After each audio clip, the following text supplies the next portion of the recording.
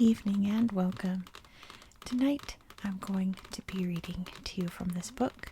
We visit North Korea. So let's just dive right in. Start with the introduction. And I'm going to use pointer pencil to help us read tonight. Modern rich countries pack East Asia, such as China, Japan, Taiwan, and South Korea. But large differences between rich and poor inspired Asians to create some of the world's first communist governments. In communism, ideas such as rich and poor should be erased, because workers get what they need from the government: homes, food, health care, education. Russia was first, forming the Union of Soviet Socialist Republics in 1917.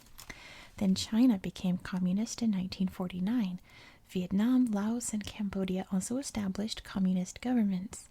In each case, however, communism was a hard-fought and bloody battle where many freedoms were lost. The Korean peninsula was split in two at the end of World War II. Separate governments in North Korea and South Korea were established in 1948. Since then, the Kim family has kept North Korea ready to fight. Today, Kim Jong-un threatens South Korea, Japan, and the United States with nuclear war. But North Korea's borders remain sealed. Few people can come in and even fewer get out. Yet reports trickle in.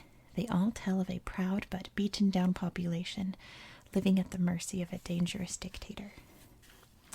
Here's Asia and there's North Korea. Chapter 1, A Country Split in Two. The dull gray walls of buildings in Pyongyang, North Korea make the colorful posters that cover them stand out like fireworks for the eyes. One poster shows proud, uniformed schoolchildren. They clutch books filled with the writings of the country's founder and eternal president, Kim Il-sung. Another poster shows happy, rosy-cheeked children next to armored tanks and military rockets. They raise their hands to the sky under the words, "Our General Kim Jong-il, or Kim Il-sung's son and successor, is the best."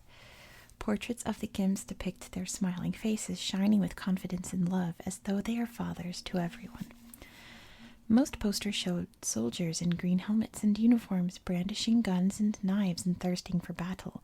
They say, "In our opinion, our fighting spirit, our way of living, let's do according to the demands of the military first." Others show grisly images of American soldiers being stabbed by bayonets or crushed under tanks. One detailed country scene shows a smiling American soldier holding a wailing Korean baby over a well. These posters demand, do not forget the American imperialist wolves. The North Korean capital city itself is usually a model of quiet efficiency. Citizens walk in neat suits or uniforms to their jobs. They wait patiently for subway trains and museum-clean stations. Schoolchildren walk, holding hands, in perfect lines. Traffic girls dressed in crisp white or blue uniforms stand where roads intersect, displaying hand signals with robot-like precision. In a country which is only about 1 out of every 800 people owns a car, however, these traffic girls often perform their jobs in empty streets. The streets weren't empty on Victory Day 2013. 10,000 soldiers marched alongside anti-aircraft missiles.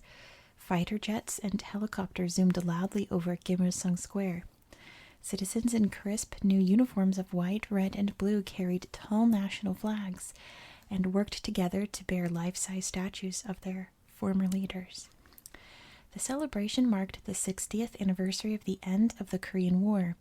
60-year celebrations receive special honor in Korea because 60 years marks one complete cycle of the Chinese zodiac calendar. People celebrate a 60th birthday, or Hwangab, with an enormous party. Kim Jong-un, Kim Il-sung's grandson and the country's current leader, celebrated North Korea's 60th Victory Day in show-stopping style. 60 miles to the south, poor farmers in North Hwanghae province knew nothing of Pyongyang's grand parades.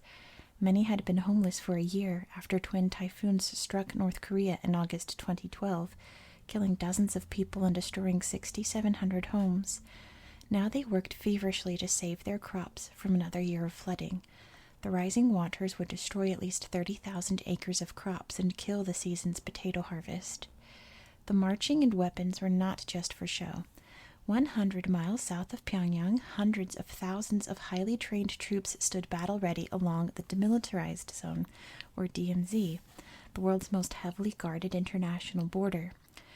Though North Korea and South Korea signed an armistice in 1953 to stop fighting, they never formally agreed to end the Korean War. Today, armies of North Korea and South Korea and nearly 30,000 American soldiers stand guard at the border, ready for the Korean War to pick up where it left off. Life wasn't always like this. Before 1945, there was no North Korea or South Korea. For nearly 1,000 years, the single United Kingdom of Joseon stood in their place. Koreans on both sides of the border share a history, culture, and heritage. They also share a dream that one day the people of Joseon can once more live together as one. This dream is far from being realized. South Korea is a world leader in technology and innovation, boasting the highest number of cell phones per person in the world. Meanwhile, North Koreans need candles to light their homes at night and struggle to fill their hungry stomachs with the meager rations their government provides. Despite his grand parades, the world sees dictator Kim Jong-un as a madman. He threatens the world with nuclear weapons but does nothing to stop his country from sinking deeper into poverty and starvation. What happened to split Korea in two? Is there hope for the people of North Korea? Let's take a look behind the Iron Curtain of North Korea, the most closed-off country in the world, to find out. Chapter 2, Land of the Morning Calm.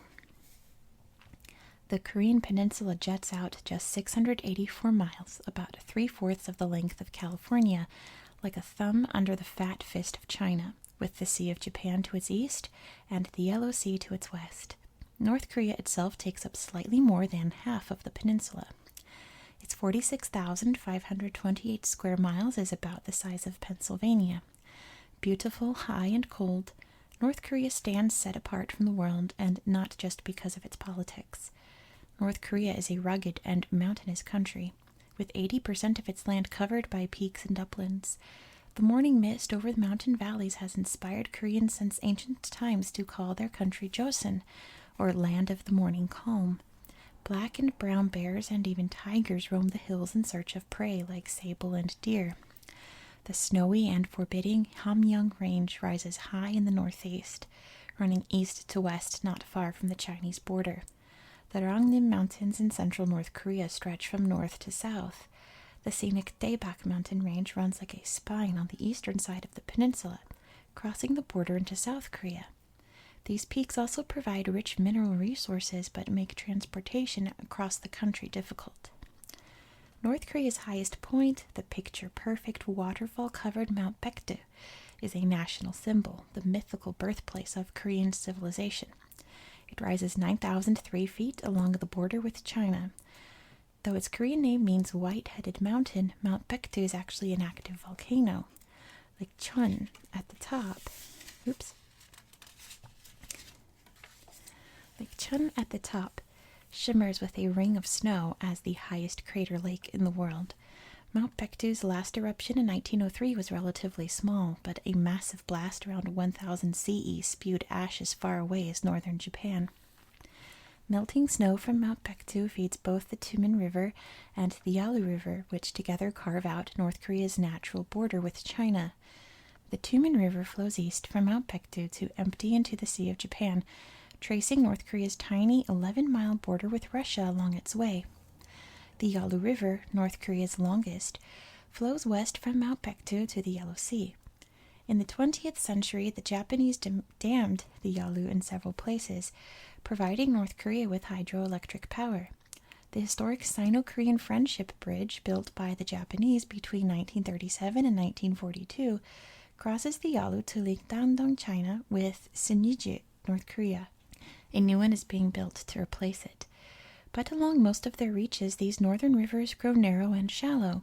They often freeze in the winter under a blanket of snow.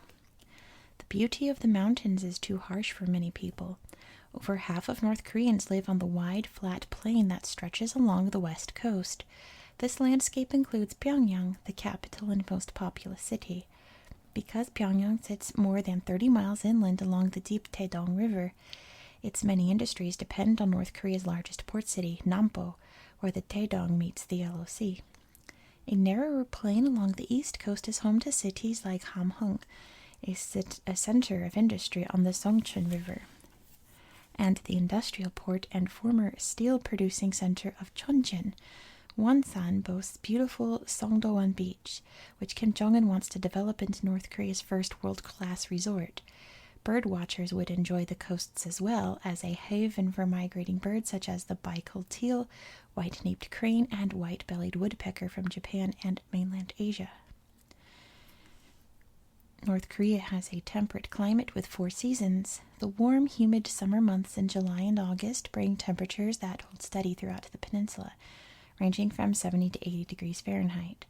Winters here feel long and bitterly cold as a chilly, dry monsoon from mainland Asia drops temperatures as low as negative 5 degrees Fahrenheit at the peak of Mount Pektu in January and February. East Coast winters, protected from the monsoon by Korea's high mountains, feel milder with lows near 35 degrees Fahrenheit. Rain can be unpredictable and even dangerous. Annual precipitation varies greatly, between 30 to 60 inches, depending on the region and the year. Droughts in the late spring are often followed by severe flooding during the summer monsoon season. Most rainfall comes during July or August, when the Korean peninsula is hit by 1 or 2 typhoons. Twin typhoons slammed the Korean peninsula in the same week in August 2012 with damaging winds and record rainfall. The flooding, landslides, and swollen rivers destroyed homes and crops the country could not afford to lose. Chapter 3. The Rise of Joseon. All Korean children know the legend of how their people came to be. In the beginning, the god Hwanin ruled the universe with his sons. One of these sons, Hwanung, peered down at the earth, curious about its people. What he saw saddened him. They seemed lost, without food, law, or hope. "Father," Hwanung asked, "could I descend to earth and help them?" Hwanung gave his permission and searched for a home for his son. When Hwanung found Mount Pektu, he sent his son and 3,000 followers down to rule the earth. Hwanung taught the people how to grow food, raise animals and fish, to read and write, to heal their sick, and even to enjoy life with art, dance, and music. His just and fair laws helped everyone live and work together in harmony. Soon even the wild creatures could not help but wonder at the perfect society Hwanung had made. A bear and a tiger prayed that Hwanung would make them human too. "First you must prove your worthiness," Hwanung told them. "You must remain in a cave for 100 days, eating nothing but bitter sacred herbs. If you can suffer through this, you will be worthy to live among my people." Hungry and impatient, the tiger did not last long. The humble she-bear succeeded. After 100 days had passed, the bear woke up, but had been transformed into a beautiful woman. Hwanung chose her for his queen. Their son, Dangun Wangom, began his reign in 2333 BCE. He ruled over the Joseon nation for 1,500 years from Pyongyang. When Dangun's time on earth had ended, he returned to Mount Pektu and became an immortal mountain spirit, reunited in the afterlife with his heavenly family. Archaeological evidence shows that people arrived on the peninsula much earlier than Dangun. The oldest human fossils date as far back as 350,000 years. By 2000 BCE, early Koreans were making pottery and useful metal objects.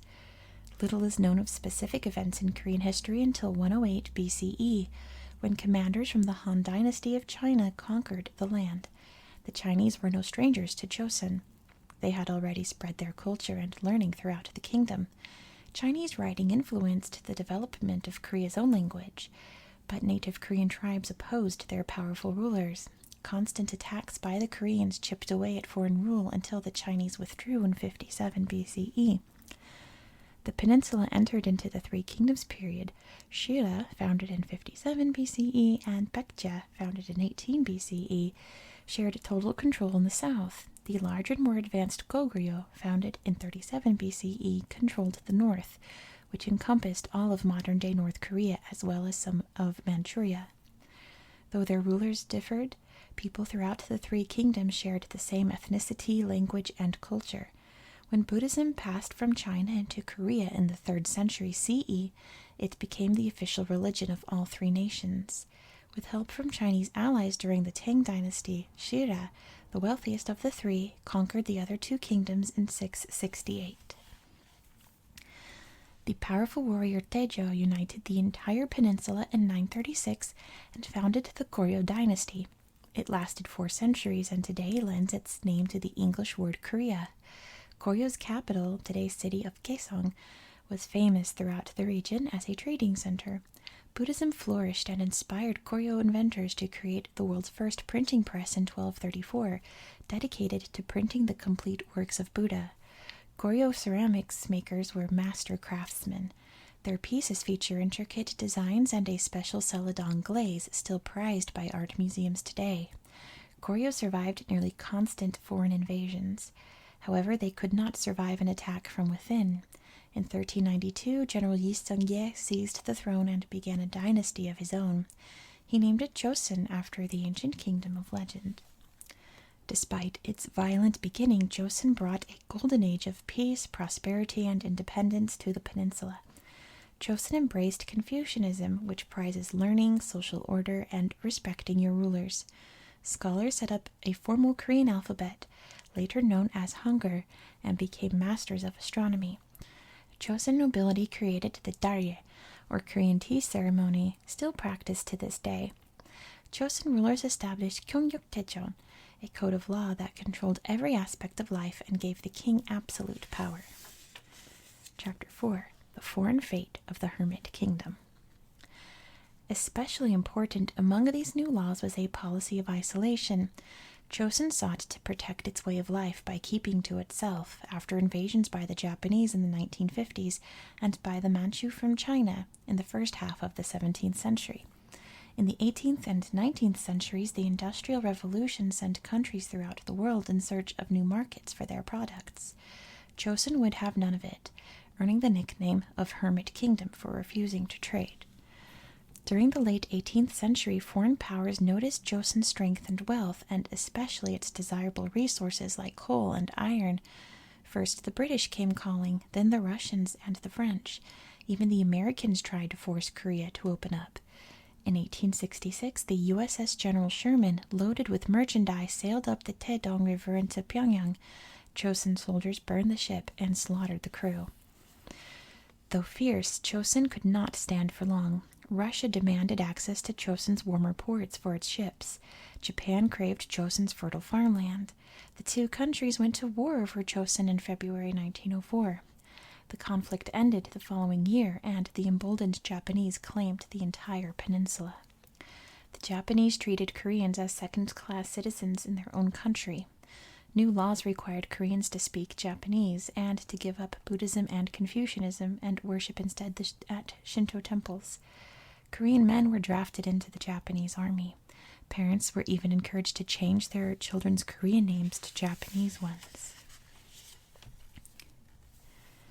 Angry students rallied 2 million Koreans in demonstrations throughout the peninsula on March 1st, 1919. Protesters quickly met silent, violent ends at the tip of a Japanese sword. Koreans felt defeated and hopeless, but also angry. Japan's defeat in World War II brought welcome freedom to Korea on August 15, 1945, the day observed throughout Korea as a national holiday. But other countries worried that a newly independent Korea would be unstable. The United Nations voted to temporarily split the peninsula in two along the 38th parallel. The Soviet Union provided resources and assistance to the northern half, while the United States did the same for the south. Hatred between these two superpowers fueled them to develop their Korean territories into two completely different governments. On August 15, 1948, the Soviet-backed North declared itself the Democratic People's Republic of Korea, a communist dictatorship under the leadership of Kim Il-sung. Meanwhile, the U.S.-backed South held elections to create an American-friendly democracy. Each side proclaimed itself to be the rightful government of the entire peninsula. Neither side recognized the other's right to rule. In the north, Kim Il-sung plotted to unify the peninsula. His People's Army invaded South Korea on June 25, 1950. Northern forces soon controlled nearly all of Korea. U.S. President Harry Truman feared the spread of communism. He convinced the United Nations to provide military support to South Korea's outnumbered army. It was the first time the UN would participate in a war, though most of the troops were Americans. The famous World War II General Douglas MacArthur directed his troops to attack behind North Korean lines. His strategy worked brilliantly at the Battle of Incheon in September 1950. 2 months later, North Korean forces had retreated almost as far as the Chinese border, but 200,000 Chinese troops rushed over the border to North Korea's aid, erasing MacArthur's gains. By March 1951, the North had regained control of their territory. With no clear end in sight, North and South Korea agreed to a ceasefire on July 27, 1953. Because the agreement was not a peace treaty, the two Koreas are still technically at war. The Korean War devastated the peninsula. Over 1.2 million soldiers from both sides died. Worse was the violence that the Koreans inflicted on each other. North Korea forced 400,000 South Koreans to join the People's Army. They executed any government workers, doctors, or educated people suspected of loyalty to South Korea, which in turn executed as many as 100,000 Koreans believed to be communists. More than 1.5 million civilians also lost their lives. Koreans on both sides crawled through rubble to rebuild roads, railroads, bridges, dams, buildings, and homes destroyed by 3 years of airstrikes and gunfire. Chapter 5, The Democratic People's Republic of Korea and Juche. Kim Il-sung believed that North Korea's only chance for survival was to rally behind a strong leader, a dictator, him. He invented Juche, a catchy slogan for his new government. In Korean, Juche means subject, like the subject of a painting. But to Kim Il-sung, the word meant Korea first. Kim refused to depend on trade with outsiders for food, products, or services. According to Juche, North Korea must produce everything its people needed. Juche meant that North Korea became the new hermit kingdom. But this time its borders kept people in, not just out. North Koreans who tried to leave the country could be imprisoned or killed. They could not communicate with anyone outside, including relatives in South Korea. From the outside, Kim Il-sung's Democratic People's Republic of Korea actually looked like a model country offering rights and freedoms. The DPRK Constitution proclaims that North Koreans have freedom of speech, freedom of the press, freedom of religion, and freedom to demonstrate against the government. The government also grants the right to work and to rest, the right for all citizens 17 years or older to vote, equal rights for men and women, special privileges for mothers and children, and free education and medical care. But these rights are only allowed if they do not conflict with Juche.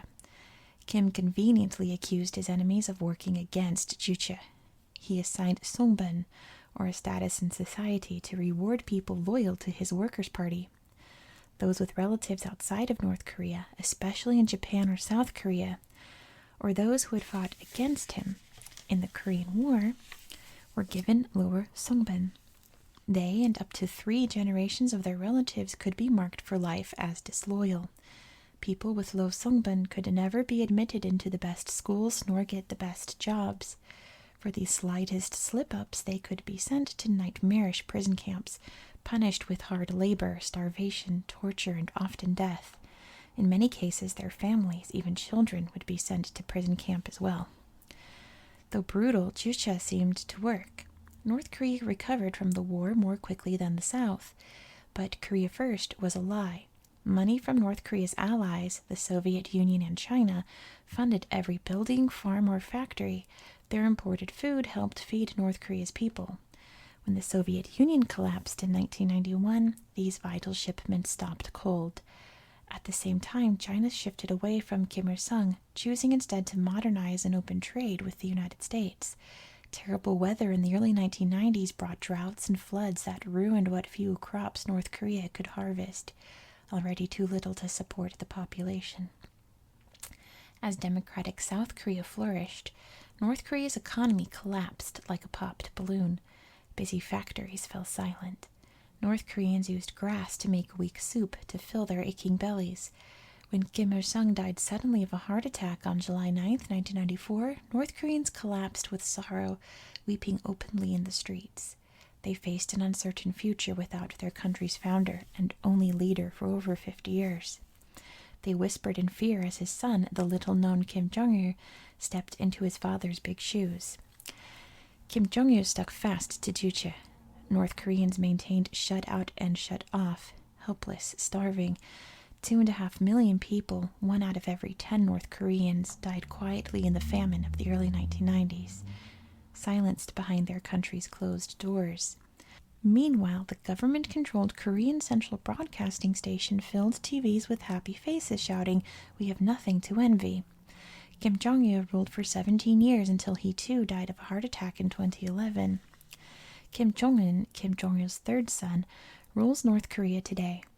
Kim Jong-un claims he wants to unify Korea, but his actions tell a different story. He detonated North Korea's third nuclear weapon in February 2013. Kim used the bomb in a strategy known as brinksmanship again and again, a dangerous game of blackmail, to get other countries to give him what he wants, usually much-needed aid for his people. Kim Jong-il used brinksmanship, then again and again threatening South Korea, Japan, and the U.S. with missiles and nuclear weapons. World powers grow tired of this game, like putting up with a spoiled child. South Korea's new president, Park Geun-hye, at the time of this publication, vowed to wipe the Kim family off the face of the earth. Even North Korea's closest ally, China, urged Kim Jong-un to back down from his threats. Kim's game is obvious and yet more dangerous than ever because it works.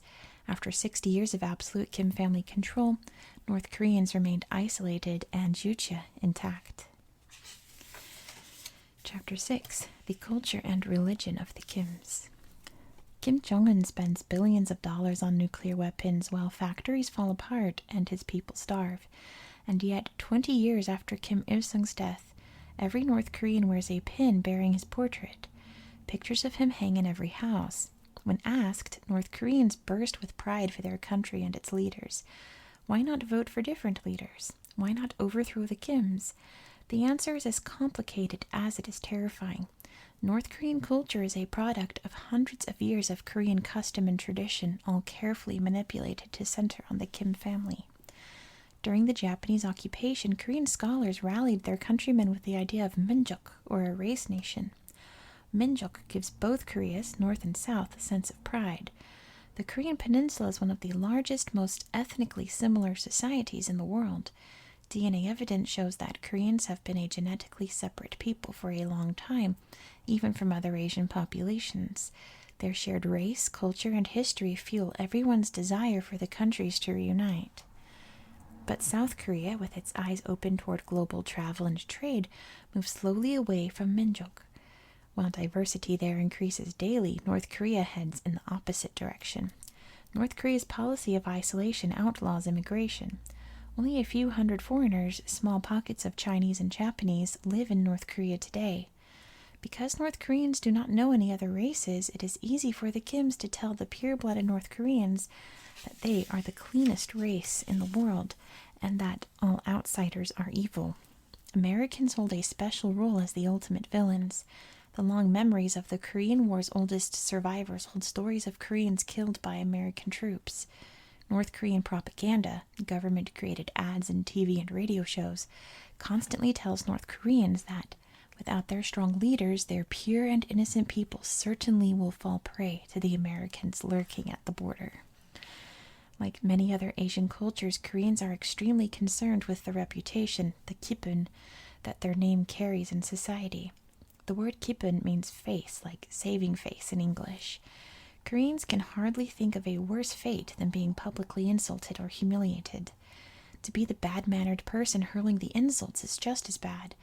The most honorable Koreans keep their emotions, including their facial expressions, under control. To insult their leaders in public, even if they are bullies, would dishonor a North Korean's entire family. In North Korea, kippun can mean the difference between life and death.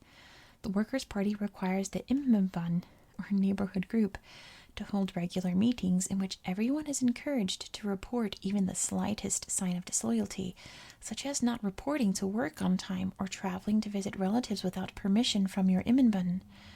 North Koreans with bad kippun fear that the mobile police or kyucharde will barge into their homes day or night, ready to haul anyone to prison camp if they find so much as a shoe purchased without permission or a radio that is tuned to a South Korean station. On paper, the DPRK allows North Koreans freedom of religion. The Kingdom of Joseon first practiced Buddhism, a peace-seeking religion founded in India around 500 BCE, and Confucianism, with its roots in China at about the same time. For thousands of years, Koreans have also believed in natural spirits or gods that helped or hindered them. The government encourages groups like the Korean Federation of Buddhists and the Korean Federation of Christians to hold worship services. Kim Il-sung himself promoted 2 Christian ministers, including his uncle, to high-level political positions. He oversaw the rebuilding of beautiful and historic Buddhist temples destroyed during the Korean War. But Kim Il-sung regularly called religion unscientific nonsense.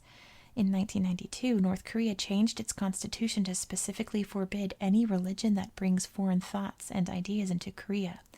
Houses of worship remain mostly empty out of fear, but deeply held traditions are hard to shake. Buddhism praises those who suffer, such as through famine and hard work. Confucianism insists on loyalty to one's country and the highest respect for rulers. Perhaps the DPRK actually uses Koreans' spiritual beliefs against them to help the Kim stay in power. Chapter 7. Nuclear-Powered Economy. North Korea sees itself as a strong and prosperous nation with the raw materials for greatness. Its people are young and well-educated. The fertile land grows rice, potatoes and sweet potatoes, wheat and buckwheat, cabbage and fruits like apples and pears. Shellfish from the Yellow Sea, especially valuable blue crab, provide a delicious resource to fishermen. The lovely mountains could easily lure tourist dollars and also burst with rich minerals like gold, copper, magnesium ore, and coal.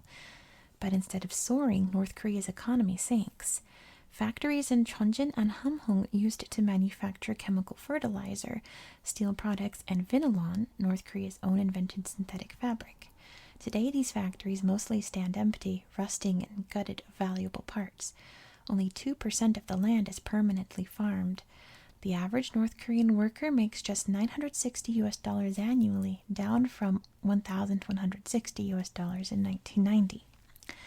Just beyond the DMZ, the average South Korean worker made $42,455 in 2009, more than doubling the 1990 average. Today, South Korea is a major player in the global economy and society. Whether manufacturing world-class electronics and cars, or playing baseball and strutting their Gangnam style, South Koreans enjoy democracy, free trade, and many personal freedoms. In contrast, North Korea operates as a totalitarian communist dictatorship. Every aspect of its economy and of people's everyday lives is strictly controlled by Kim Jong-un and the Workers' Party. The DPRK runs all businesses and construction sites and decides what products the country will manufacture in its factories. The government also owns all the land and chooses which crops will be grown. At harvest time, all crops go to a central food bank that distributes the food in exchange for a job well done. But North Korea's farms cannot produce enough food to feed its people, leading to food shortages and widespread hunger. Fish caught from the Yellow Sea and the Sea of Japan provide an important source of protein. But with few trucks or drivable roads, it can be difficult to bring any goods, let alone easily spoiled fish, to people living far from the coasts. A large part of North Korea's downfall is that Kim Jong-un cannot provide his people with reliable electricity. North Korea lacks the money, parts, and training to repair its Soviet-constructed power plants. Transportation of its own coal and oil reserves is difficult when railways lie in disrepair. Major dams along the Yalu River provide much-needed hydroelectric power, but this international border electricity must be shared with China and lies far away from North Korea's industrial centers. North Korea has borrowed electricity to power factories as international partnerships. Since the 1990s, factories making clothes and packing goods to ship across the Sea of Japan have run on Chinese power in the far northeast port town of Songbong. In 2002, the Kaesong industrial region opened new doors between North and South Korea. Factories there manufacture clothes, shoes, and watches for South Korean brands, as well as parts for Hyundai cars. Early on, Kim Il-sung realized North Korea needed cheap and reliable power, nuclear power, to succeed. Soviet scientists and engineers helped him build the Yongbyon Nuclear Scientific Research Center between 1965 and 1985. In return, Kim Il-sung agreed to the Nuclear Non-Proliferation Treaty in 1985, pledging never to turn fuel from the nuclear power plants into nuclear weapons. But he went back on his word. By 1993, international observers suspected that North Korea was removing radioactive plutonium from its nuclear reactor.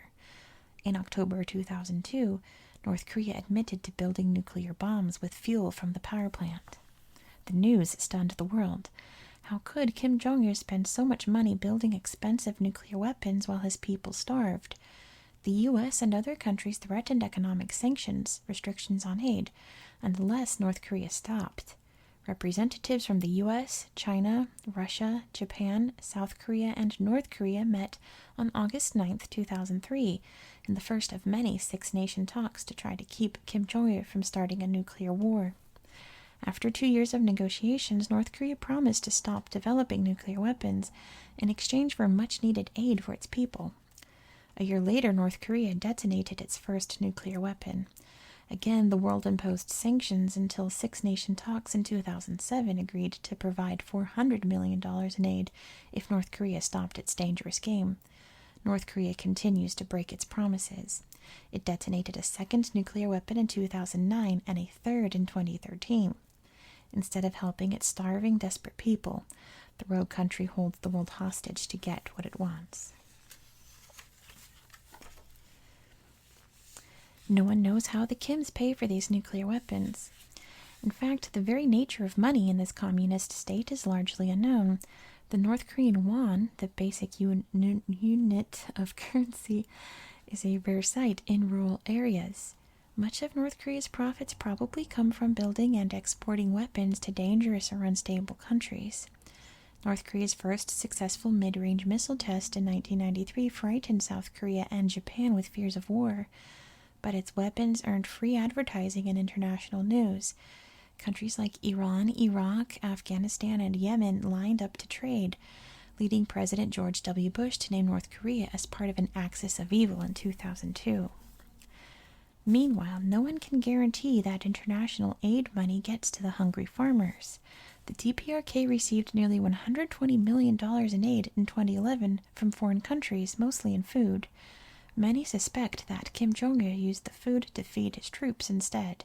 He drank French wines and spent hundreds of thousands of dollars to feed his pet dogs. Instead of spending aid money to improve agriculture and soil, Kim Jong-un hopes today to build a ski resort and a horseback riding club near Pyongyang for his rich friends. Chapter 8. Training Young Pioneers. Because the DPRK requires that all children between ages 4 and 15 attend school, its literacy rate is one of the highest in the world. Nearly all adult North Koreans can read the Korean language, known as Hangul. Hangul has 24 letters grouped into block-shaped syllables, which are then written from left to right to form whole words. North Koreans begin school as young as 4 months. Many go to government daycares where they play, sing, and dance while their parents work. When they are 4 or 5, kindergartners walk to the school closest to their house, dressed in government-provided uniforms. They prepare for People's School, where 6 to 10-year-olds learn language and literature, math, and Korean history. Many lessons in People's School come from the writings of Kim Il-sung. Even the youngest students must memorize and recite many parts of the great leader's works. When they turn 9, the brightest and most loyal children, or those from the best families, join the Young Pioneer Corps and wear the coveted red scarf. These model citizens clean up trash, star in parades, and lead tree planting day each year on March 2nd. After People's School comes 6 years of middle school, where students take subjects like politics, computers, science, and foreign languages, especially English. North Korea encourages students to pursue arts and culture like drama, calligraphy, painting, dance, and music. Good singing is especially prized. From an early age, children are taught traditional folk songs like arirang, as well as North Korean propaganda tunes like "The General is Our Father."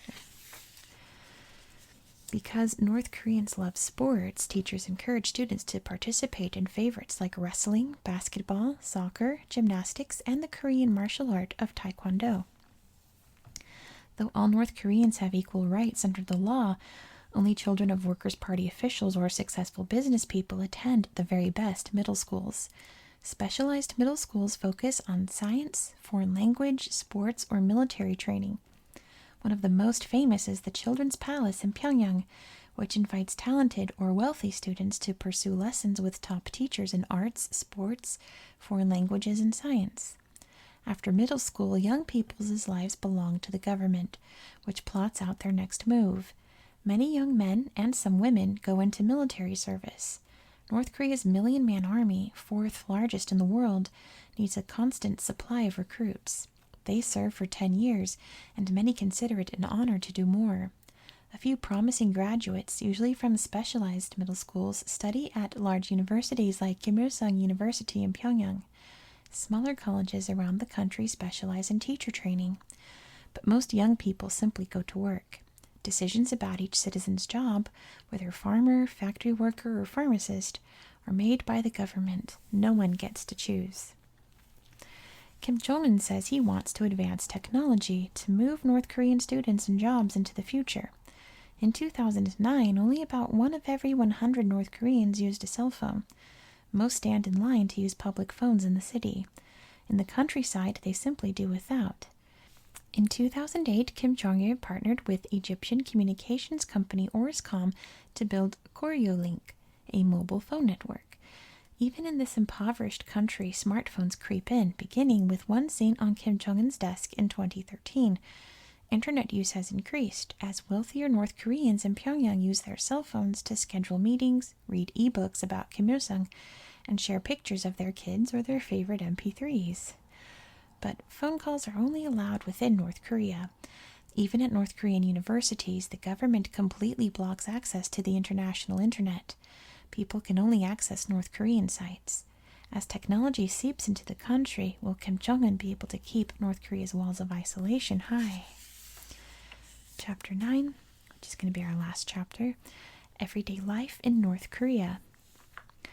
On paper, North Koreans appear to have a good life. Everyone has free access to state doctors, if they can walk to the clinic, and if hospitals have working electricity and plumbing. But while the average South Korean lives to be 81, older than the average in the US or Canada, the average North Korean only lives to be 69. Hunger, stress, or cruel prison sentences shorten many lives. An unusually harsh winter in 2010 to 2011 destroyed cold weather crops like barley, wheat, and potatoes. Farmers planted corn that spring, only to lose those crops in record-breaking summer rains. The famine of 2011 left even soldiers bullying poor villagers for food. Because most North Koreans rely on a diet of boiled corn and potatoes, the United Nations estimated that out of North Korea's 28 million people, nearly 16 million went hungry in 2013. A meal with meat is rare. In mountain cities, people raise dogs and not as pets. The Korean favorite dish, kimchi, spicy pickled cabbage and vegetables, does not provide many calories, but it remains a popular way to make bland food tasty, especially since it stays fresh for the 90% of North Koreans who do not own a refrigerator. In times of famine, children are the hardest hit. 1 out of every 4 children in North Korea are so starved that their growth is stunted. The average 14-year-old North Korean boy, for example, raised on thin broth made from corn and weeds, is 5 inches shorter than a South Korean boy fed on cheeseburgers and milkshakes.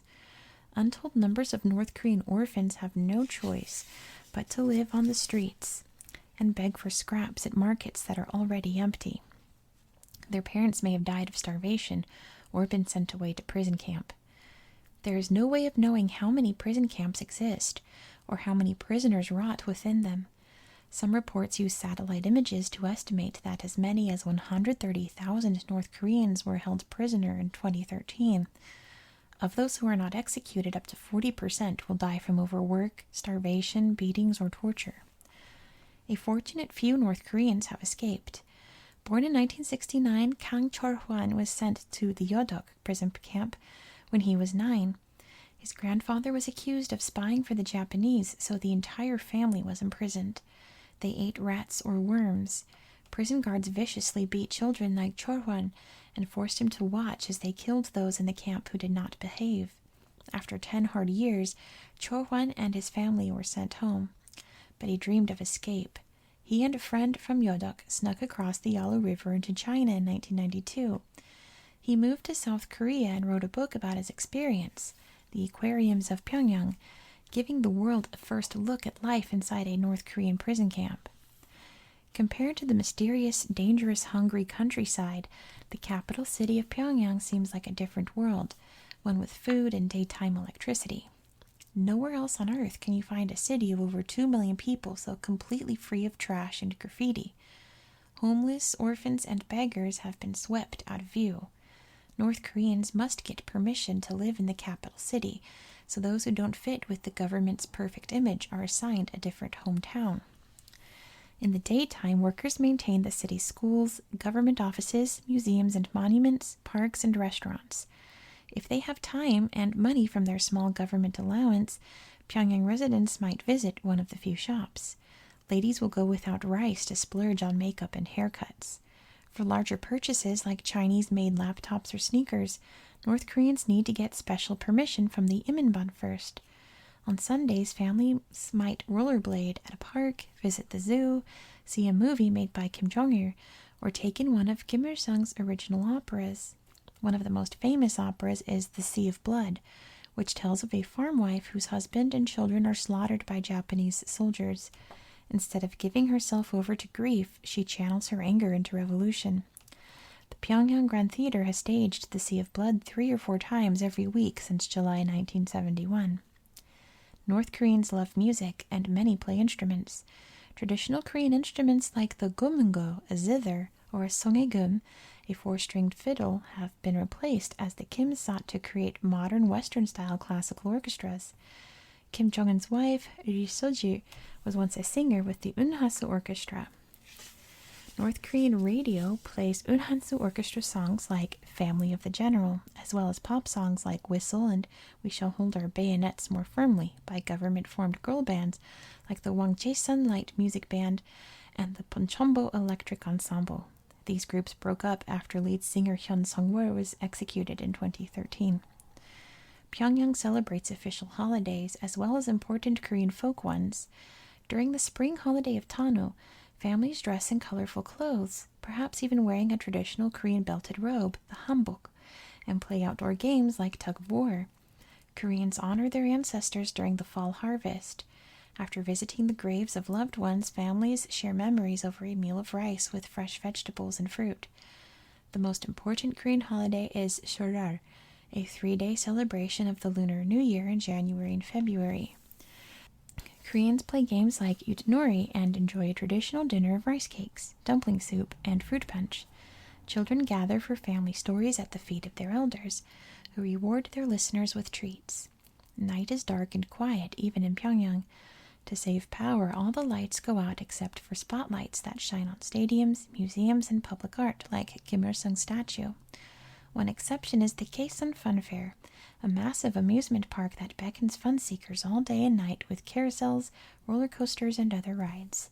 North Korea boasts older amusement parks, but many rides, like North Korea itself, have gone rusty from years of neglect. So that's going to be the end for tonight. Thank you so much for watching. I hope that you found this video relaxing and educational. And I hope that you have a very good night. Good night.